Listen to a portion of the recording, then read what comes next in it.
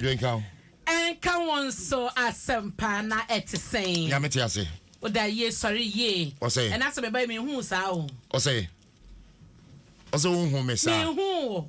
Sa. Me said hu. Asa o buy we hu omo a o peso. And confirm we no one mo bi edi. Oh, me say. No one mo bi edi. Me say we hu omo a peso hu omo. Be bia me gine we hu me dia ani e me. And I said, Miss Watipa. First, now, Miss. Professor, you innocent, na make us see the moment cancer. No one said that anymore. Sir. Only me okay. Say. Only me pound. Okay. As I be the house. Abrabo ground here. Only me pound.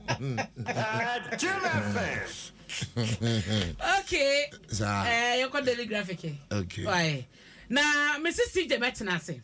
Oh, are they Oba? I said, we first, the video. I said, what telegraphic. Now, as some pound. Yeah. If I said that children's park, ya can want some can. I'm a maybe crampon Kaisha Ibrahim. Kayan ko brim no honomo. And the daily graphic, dear ba. And yet at the Hagbo ye. That's what I say. Gender ministry, Casa Park and Omontoye. Nasa yen to park na titibiana park ni woman no yen penny for your mofana for over a decade ni o attention enko ho no renovation no maintenance wo she try say na jankan kwara 80 moji 5 akoda want na tremu da na just say keteke kwan so anko be tena ha ya anya experience no are na retia ma che say are ho so atiase she enyome wo ho nya yesi ni na ye basa ya ka emre bi atwamo no Sedru holidays, every weekend, and na sebia enkwada event bia se school bi purpose organize enkwada yeduomo ekwoto ne ade nyina no aha ne yeduomo ba ade na ba ye ade na si ye enti daily graphic de ho amane ato ha se ya areho wodu akwohoro na akwokosha enfoni o mayi di agu ha se no enka sempa enfan for mine ho and this agenda ministry and I saw masia ayo wo masudie so mo behwa wo mo enya ho bibi enfama yen yesi enwura afu ho no nyina efasa daland wo ho no masam na yeka serious 14.83 acre park no ho nyina ayenwura yen no ho no mo yensiesie ho enkwada train yo merry go round na bibia say enkoye na bibia enkoye na when na ya tena asem na say to this extent no se yesi yesan akọ ho a enye sika kitwa o enye easy Our branca assassin na bianaka issues na problems se shase ba no and maintaining na kakra Kumasi asa Kumasi Children's Park so sa there one be come ho no sa atitia pansam tourism near na New York tourism near na man mun yesi tourism na yate intipatol de okofa eye daily graphica amane no wo boken kan bim efama me na eno chin so no Professor George Ambafo chairman Edma National Development Planning Commission no what say abano social intervention programs no ene wo bie mu pa ya ne nyina no so no be hye se de nyoma betumi aboa amatemamufo ho han wo mo na abano social intervention ya na dodo na no ye hye wodo aban no edeba aban bi obeba so no edeba na ebeboa ama wo mo a eni biefo tibamufo no ebe benefit wo mo akoduru ase ho poten eno na wo ka ho asem e wo hayi na emu no wo kire se aban no eguso ya wo hye enema etoto enema esansa wo hye covid-19 ene ohawa de ba ye ne adesie nyina bra wo mo ebre no a na e wo se sakraye eba eto ase policies no ya ne nyina no o ma capture e wo eye emiamia hodro bi wo so ba pomodin a aban hye bi wo hodma eboa eba no enwuma ye se ye fa krofo e wo nwumam enwuma sua mani sikasam emabu ne nkwada eyedie woma de dem kwan bi so no wom so yedie chese edoso eba enso ni ahonedie famu a wose aban e wo policies a ne nyina no egu akwan so esebo nyina wo de tudwa ebra wose Ghana second voluntary national review report no wo de ekotudwa ne eho implementation 2030 agenda no for sustainable development 2022 high level political forum ekoso ewo United Nations no and what they say we kwato dwa nti no ni nyina mu no wo mo chese hye gu akwan so na professor Peter Kote eno no so ekasa wo hayin asema wo kan no ene say aban no ehwe say 11 no omo be review ede akogina 0.5% na director Edma Institute of Statistical Social and Economic Research ewo University of Ghana Professor Peter Kote ana wade eto abanani mu say 2022 media budget review ebekọ so no na electronic transfer e-levy no wo mo echeso mbema no ayefo na dodo na echesa se kogina sa 1% no 1.5 mpo wo se bebre na no empeso betua enti ama aban no susuye sika no wo hyase ne sabeka no wanya enti osusu se aban no ma ne yefo begina sa 0.5 na dodo na ebe yusu ama eno na bo aban ama aban no sika wo pese onya no ne nsa akan no so ho asem e wo kratafa etoso edunsia right.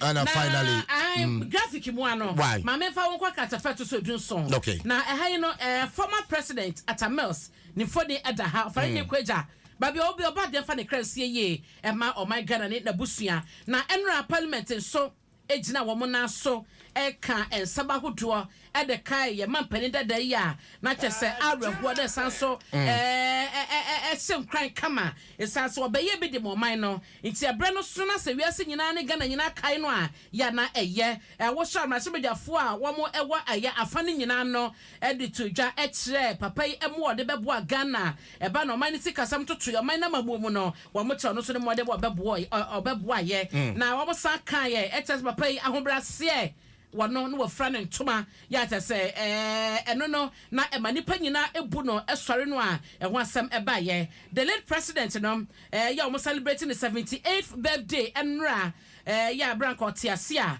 enra nanka obedi na woda ya July 24th na wo hwe ne nkwa 2012 no eho asem eda ha entite se wo free mu no 10 years mu nie ya arehosem we eba ye obade fa ne kra enkoso a ensie ema my Ghana tribute ne de na edroso pa ewo eti daily graphic da bokrata emu so asem eno no Abra crown here Asumdwe Town say the new CD announce be agina the late President Mills as Asumdwe Park Sunday the 1 p.m. Jumadi be bekoso eno ye family no I'm saying NDC for so ye BBC it's family ni okay omani NDC for na kasana droso asamo ya be se de beko asampa ya say Abra crown here Asumdwe Town so na wo fresh CJ waba o ye short CJ aba waba okay waba ojina won chen and CJ on tina say twa ni hwe na ojina won chen yeah kwasi CJ ye wie sports no a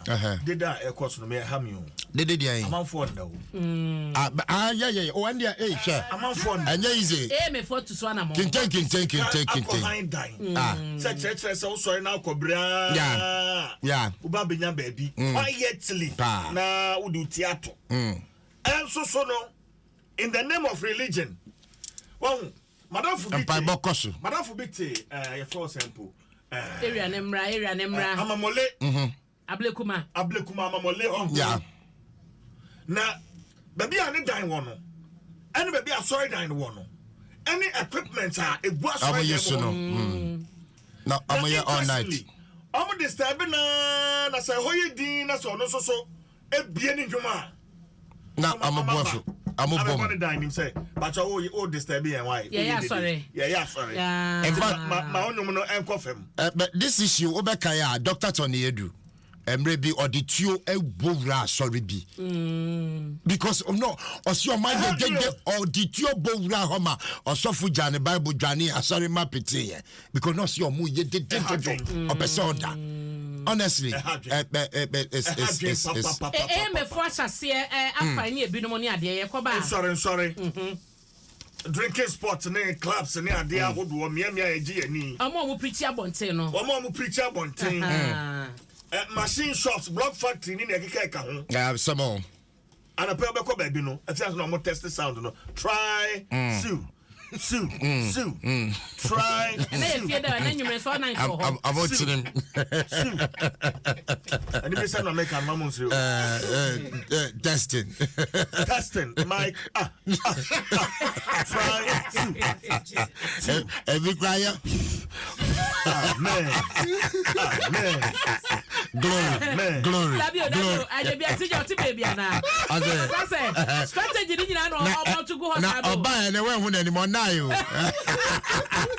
na you make it only try to oba you go na I photo na mo eno ya asofo na mo kita megaphone so say yes ye wo terabytes bi ni ade ade bi a wo say wo de eya sorry no but ye nim yakoba ye bekenkan ni nyina ma eye aim for bylaws no mo de yadwuma ye nim say other municipalities no so wo bylaws ni bi na wo mo enforce de a yakoba ye beka ho asem and na me hwe sofo bi a o preach wo market obi kan ne collection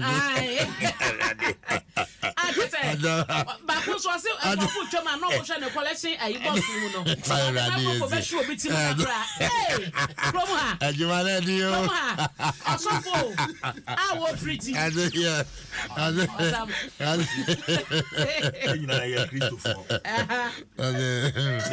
Jesus Christ me je hom kronkron di I am a Christian but niam bi ho aye sebe yemfa you can count to ho see that make us say there are communities are sorry ho but say they are sorry no awoma yes soundproof inside bibia ginem and crafo di omo ho you crown on drumming and dancing now there are churches who still play musical instruments yeah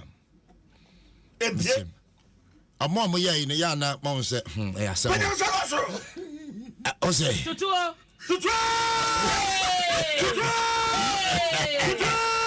dale oni ahwe ni mo kwati asore abusi ayeba